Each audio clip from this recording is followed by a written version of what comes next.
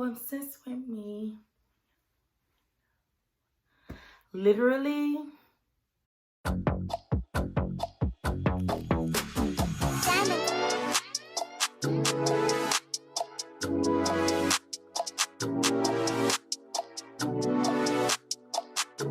Hi loves, it's Tayloramarii and I'm back with another video, and today we're going to be filming my very first story time. So this particular story time, I went to Instagram to allow my followers to choose which story time they wanted me to discuss.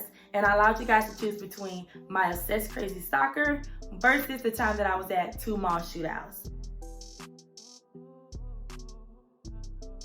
So you guys chose my obsessed stalker, and that's what I'm going to be doing my story time on. Before we get into the video, I wanted to show you guys the baby girl shirt that I got from my Fashion Nova haul. And if you guys haven't watched the Fashion Nova haul, click the link right here to go view that. And here's a picture on how I styled this particular baby girl shirt. So make sure you guys subscribe to my YouTube channel and turn on the bell notification to get notified each time that I post a video.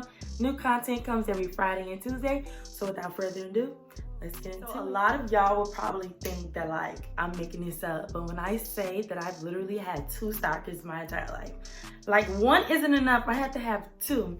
So I'm gonna start off with the first one that I had, and this one was when I was like 13, 14 years old. So it was like a definitely different situation, kind of scary because it was like high-key pedophile type, you know, like, oh my goodness.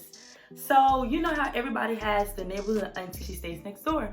So I was in middle school at the time because I was like either 13 or 14 years old. So she used to always watch me get off the bus. Like, she did not play by me.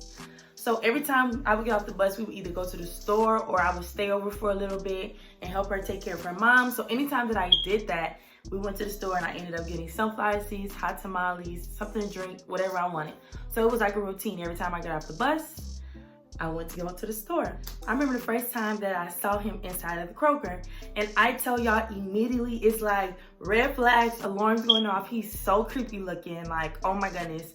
He's probably like 5'5'1", really small, really scrawny, but you could tell like he was young based on his demeanor and how he carried himself and like his clothing. But you could tell that like he was on drugs, like hardcore drugs, because he aged fast. You know, when you're on drugs, you age fast, and that's how it was. Like, his whole demeanor, his whole personality vibe that he was giving off was young, immature, you know, between 23, 24-ish. But he looked like he was 30 because he was on drugs, you know. So I'm like, oh my goodness, this guy is so weird. And for me, like, I'm not a shy person whatsoever. I was always alert. And for me, being like 13, 14 years old, I always looked older than what I was. So I looked or appeared to be, you know, 15, 16, pushing it at 17, but definitely older than what I appeared to be. So I was always used to, you know, guys coming up to me, trying to talk to me, trying to get my number. And when they found out, oh, I'm like 13, 14 years old, they're like, red flag, you can't be the one for me. So like I was used to it, but it also made me very like cautious of my surroundings, because sometimes guys didn't care that I said I was, you know, 13, 14 years old, versus sometimes guys respected that. So I was always cautious or whatever. So with this particular guy, I never was in a position where I was nervous. He made me nervous, like what was he gonna do type. Like I said, it was a routine. We always went to the store right after I got off of school or a couple hours later. So I would continue to go to Kroger, and I would continuously see him at Kroger around the same time. And I think he was either homeless or didn't own a vehicle, because he was always on his skateboard. And he used to be like skateboarding all around. I used to be on the bus and I would see him skateboarding. So I felt like he knew what time I got off of school, because I would always see him on the bus ride home.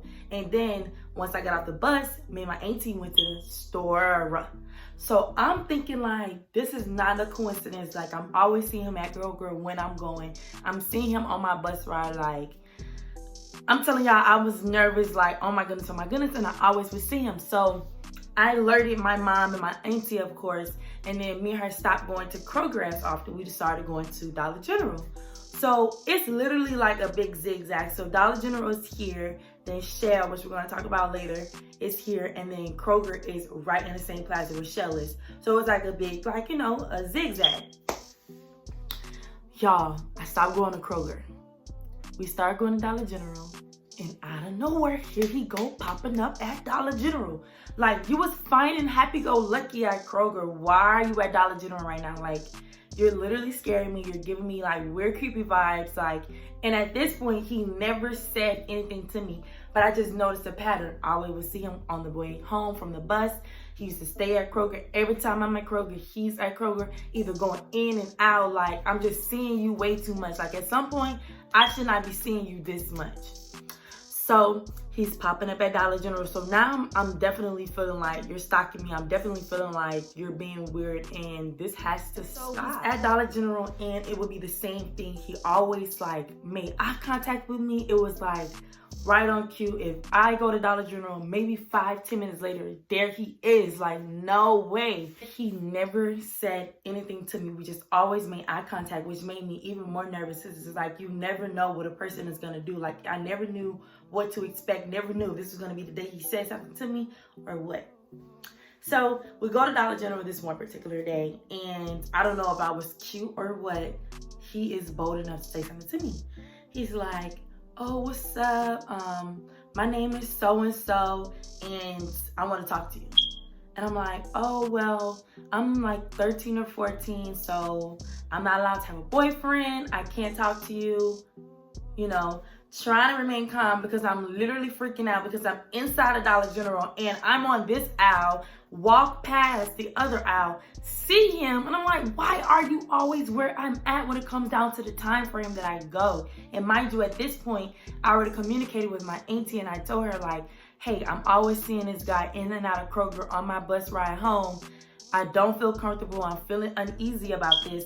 Not only do we go from Kroger to Dollar General, we start going at the same time, and I would still see him. Like, no.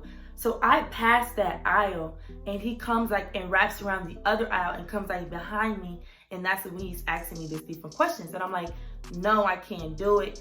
Negative. And even if I was able to do it, you would not be the one that I would be talking to. Like, no. Next caller. I really believe me telling him my age and how young I was, it drove him to be even more like persistent. Like, he wanted me to be young, and I was just like, oh my goodness, pedophile, you're literally freaking me out. And I was just so uncomfortable and so uneasy. It got to the point where I didn't want to go. Like, no, I'm good, I'm gonna stay home. And that's what we started to do. Like, my auntie used to just go to the store for me, get what I want, and bring it back home, because at this point, it's not working out. Like, I'm not going for none of that. So I stopped seeing him as often because, you know, I would either not go for a couple of days or not go for weeks at a time or go to a different store, you know, to be precautious or whatever. Y'all, so we go there. This time, my mom takes me, and I get out the car and I see him skateboarding. Heart drops, panicking. Oh my goodness, please don't say anything to me. And my mom is with me. So my mom is with me. It's a problem if somebody says anything to me, especially if I tell her. So I'm freaking out, nervous. My mom walks in the store. I'm inside the car. I open the car door to go into the store because I see him. I was gonna stay in the car, but I'm not staying in the car if I just see him. Y'all, he skateboards. How did this guy get so close from the sidewalk to the car so fast? I'm getting out the car, about to walk into the store, and he said something to me. And I remember to this day exactly what he said to me. Talking about something. Hey, beautiful.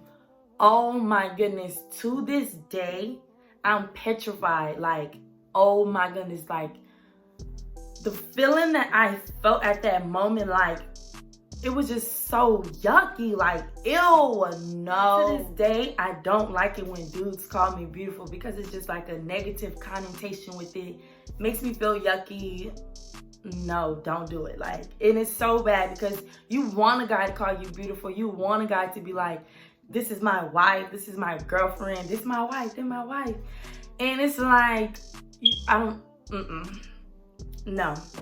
So I'm like freaking out. I'm like, oh wow. He literally just walked up to me and called me, you know, beautiful when I literally told him like 14. So what are you doing? So I dash in the store, tell my mom, remember the guy that I've always told you? At this point, mind you, my mom has never seen him before because I always used to go with my auntie.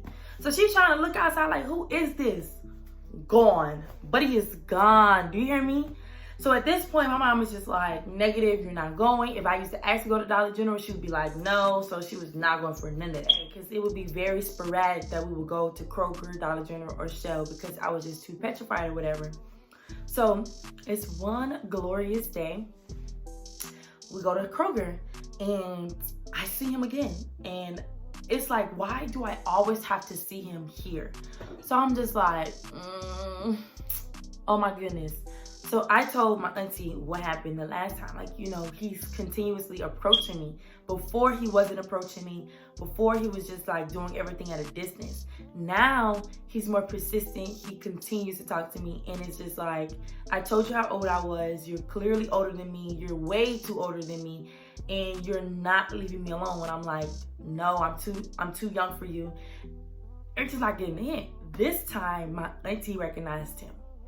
Literally, when I tell y'all, this woman is like 4'9", and she wears a size like 5.5, 6, jumps out of her truck, goes up to this guy and is like, don't ever talk to her again. She is 14, 13 years old. You're weird. You're a pedophile. You will go to jail, because she is not however old you think she is. She's told you she's not old enough.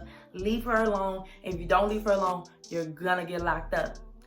Period, auntie. Period. And mind you, she's 4'9", 4'10", really small, so skinny. Where's the size 5? Like, where's all of this like coming from? But I kid y'all not, never did I see dude again to this day. And I was like 13, 14 years old, and this is all occurring over a span of like a year and a half. So I dealt with this for a very long time, for like months on and off. I dealt with him, you know. So the fact that he was around so much for so long, the fact that he completely vanished,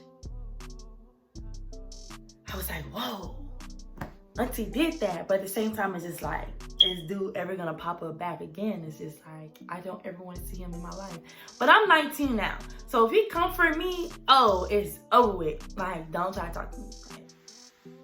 Get the hint. No means no. I won't talk to you.